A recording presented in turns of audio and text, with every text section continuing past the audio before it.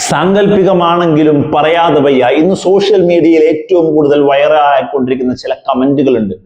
Youth Congress KPCC അധ്യക്ഷ സ്ഥാനത്തേക്ക് പലരുടെയും അഭിപ്രായങ്ങൾ, പലരുടെയും പേരുകൾ വരുമ്പോ ഷാഫി പറമ്പിൽ എന്ന നേതാവ് കോൺഗ്രസ്സുകാരനല്ലാതിരുന്നുവെങ്കിൽ, അദ്ദേഹം ലീഗുകാരനായിരുന്നുവെങ്കിൽ അർഹിക്കുന്ന പരിഗണന കിട്ടിയേനെ. ഷാഫി ഒരു ഇസ്ലാം ആയതുകൊണ്ട് ഷാഫിയെ മാറ്റി നിർത്തുകയാണോ എന്ന് ചോദിക്കുന്നത് ആരാ? വോക്സ് അല്ല. സോഷ്യൽ മീഡിയയിൽ അത്തരത്തിലുള്ള ചർച്ചകളിൽ, നേതൃമാറ്റ പുനഃസംഘടനാ ചർച്ചയിൽ, മുഴുവൻ യൂട്യൂബ് കമന്റുകളിൽ, സോഷ്യൽ മീഡിയയിൽ നിഷ്പക്ഷരായ വോട്ടർമാർ, മുസ്ലിം വിശ്വാസികൾ, അതുപോലെ തന്നെ ഷാഫി ഫാൻസ് എല്ലാവരും ശക്തമായി അത് പ്രതികരണങ്ങൾ പറഞ്ഞുകൊണ്ടിരിക്കുകയാണ് എന്നുള്ളതാണ്. ഷാഫി ലീഗ് ആയിരുന്നെങ്കിൽ എന്തായേനെ ഷാഫിയുടെ അവസ്ഥ എന്നുള്ളതാണ്.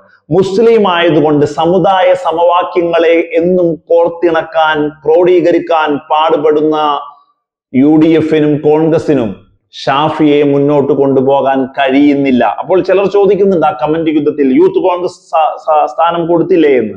നോക്കൂ നിങ്ങൾ, യൂത്ത് കോൺഗ്രസ് സ്ഥാനം കൊടുത്തെങ്കിലും ഷാഫിയെ വടകര MP ആയി കൊണ്ടുപോകുമ്പോ വടകര എന്ന സിറ്റിംഗ് സീറ്റ് കോൺഗ്രസിന് പിടിച്ചെടുക്കേണ്ട വലിയ യുദ്ധമൊന്നുമില്ല.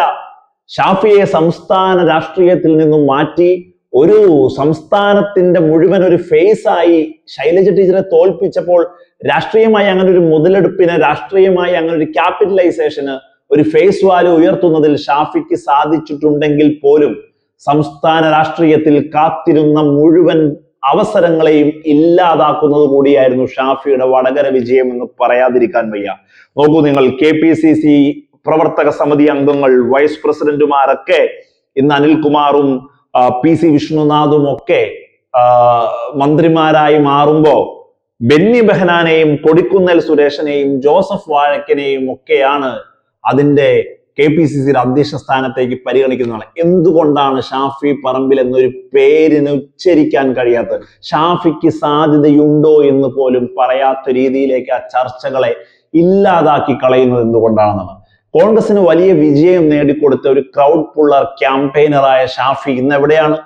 ഷാഫി സംസ്ഥാന രാഷ്ട്രീയത്തിൽ ഏതെങ്കിലുമൊക്കെ വിഷയം ഉണ്ടാകുമ്പോൾ ഇങ്ങനൊരു ബൈറ്റ് പറയുന്നു, കമന്റ് പറയുന്നു എന്നുള്ളതല്ലാതെ ദേശീയ രാഷ്ട്രീയത്തിൽ ശക്തമായ ഒരു ഇടപെടലുകൾ ഷാഫിക്ക് നടത്തേണ്ടതുമില്ലാത്ത സാഹചര്യത്തിൽ ഷാഫിയെ സംസ്ഥാന രാഷ്ട്രീയത്തിൽ നിന്ന് മാറ്റിവെച്ചതാണ് എന്ന് യാതൊരു തരത്തിലും പറയാതെ വയ്യ. നോക്കൂ നിങ്ങൾ, യൂത്ത് കോൺഗ്രസ് സ്ഥാനത്തേക്ക് ബിനു ചുള്ളിയിലിനെയാണ് KC വേണുഗോപാൽ പക്ഷം പരിഗണിക്കുന്നത് എന്നുള്ളതാണ്. അബ്ദുൾ റഷീദിന് വേണ്ടി, ധർമ്മടത്ത് അബ്ദുൾ റഷീദിനെ, പിണറായിയെ വിറപ്പിച്ച അബ്ദുൾ റഷീദിന് വേണ്ടി ചില ആളുകൾ ഇങ്ങനെ മുറവിളി കൂട്ടുമ്പോ ആ ചർച്ചയും ഇല്ലാതാവുന്നതാണ്.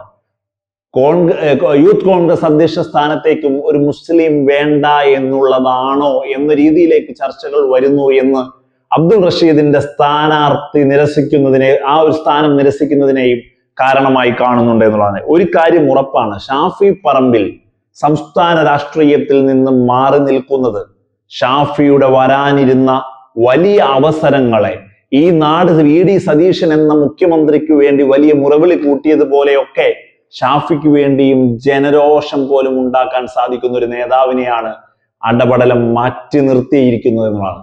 പല പ്രാവശ്യം ഇപ്പോൾ മുഖ്യധാര സോഷ്യൽ മീഡിയ ചാനലുകൾ, സോഷ്യൽ മീഡിയ വാർത്തായിടങ്ങൾ ചർച്ച ചെയ്യുന്ന പോലെ ആവശ്യ സമയത്ത് ആവശ്യത്തിന് വേണ്ടി മാത്രം ഉപയോഗിക്കുന്ന ഒരു ക്രൗഡ് ക്യാമ്പയിനറായി മാത്രം ഷാഫിയെ മാറ്റി നിർത്തിയിരിക്കുന്നു.